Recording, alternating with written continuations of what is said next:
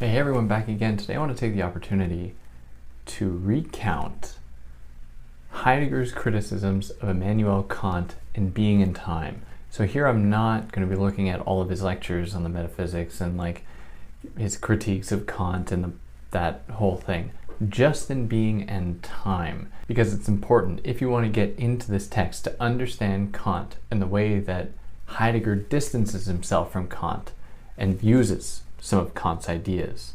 So before jumping into that, hi, I'm David. I explain philosophical concepts and ideas in ways that make them accessible to you. So if you're new here, like, share, subscribe. You'll see videos at least every week, sometimes twice a week. Isn't that fun? If you found this on YouTube, you're going to be able to find it just as a podcast on pretty much any podcast platform. If you found this as a podcast, you'll be able to find the video on YouTube, which is fun. And yeah, if you want to follow me anywhere than here, you can find all links for such things in the description. You can also help me out monetarily via Patreon or PayPal. No pressure to do that. Just tell your friends. I mean, that's a great way to help. Maybe they'd love this stuff. And there's a lot to glean from it. Don't forget to tell me what you think. Like, leave comments. I love reading what you all have to say. You all offer really insightful stuff. Even when you're criticizing me. I love it. Leave a comment. If it's good, if it's funny, I'll pin it. Everyone can see it and they can laugh at me. Isn't that great? That'll be awesome.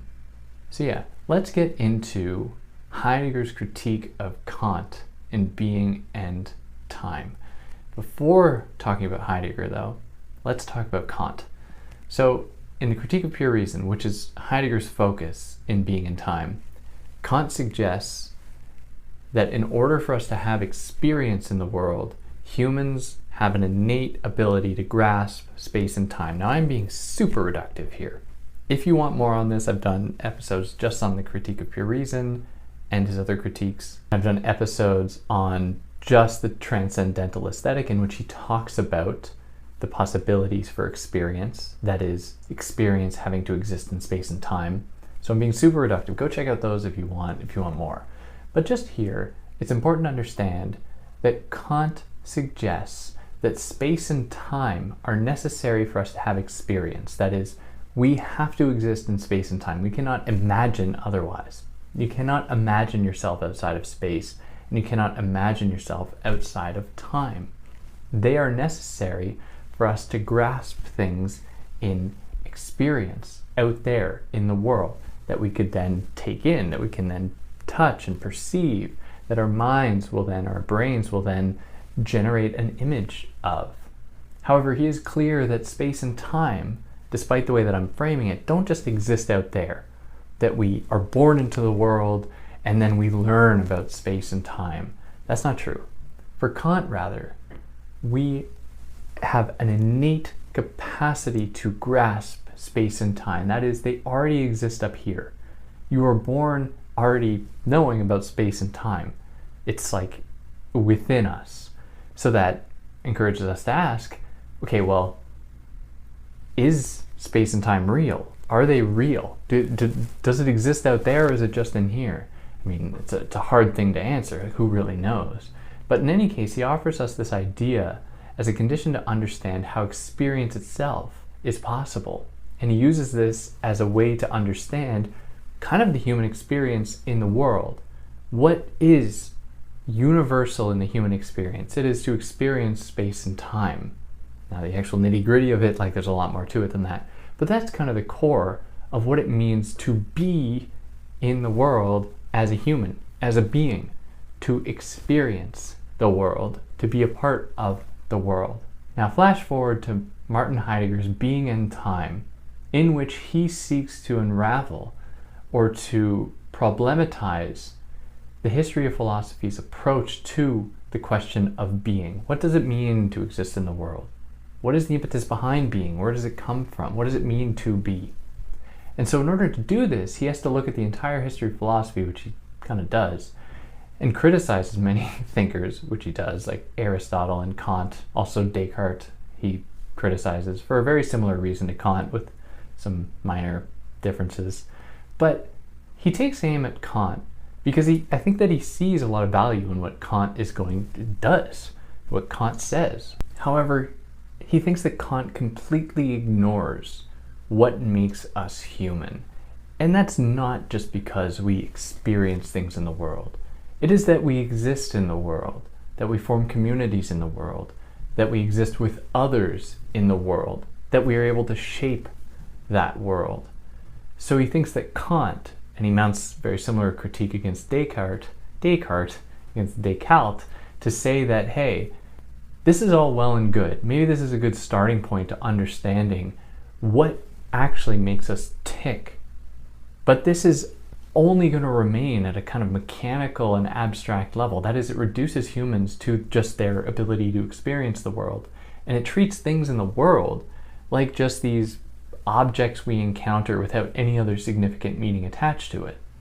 So his issue is to say that in existing in the world, in being, we are not just existing in space, as Kant says. You don't encounter things in space.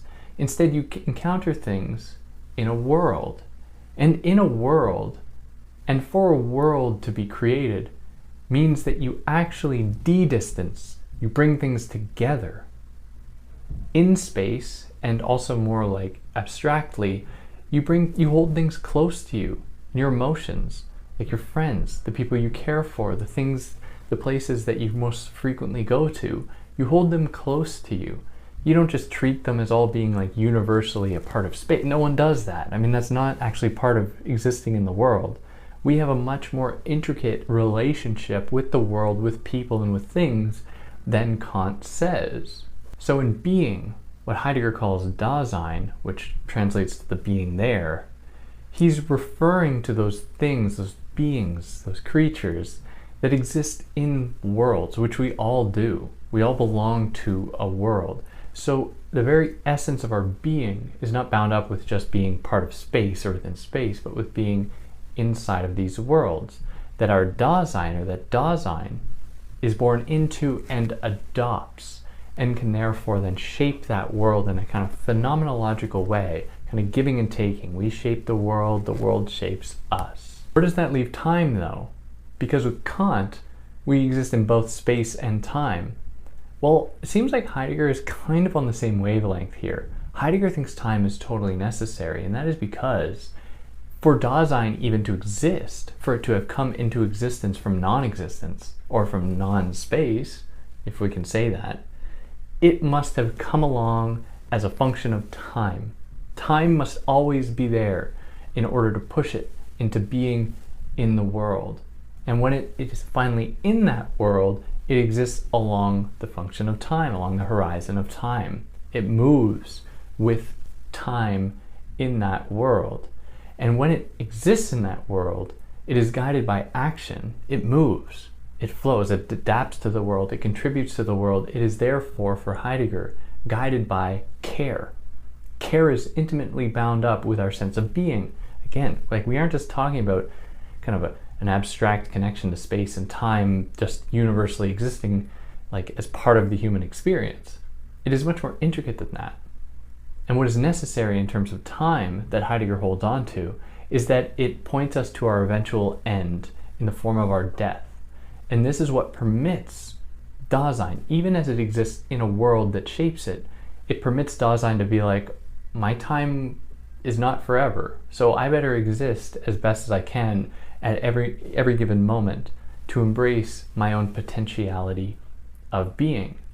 So yeah, I hope that clarified the distinction between Kant and Heidegger, at least Heidegger's issue with Kant, what he borrows from Kant, what the issues that he has with it in being and time, in case you plan on reading it.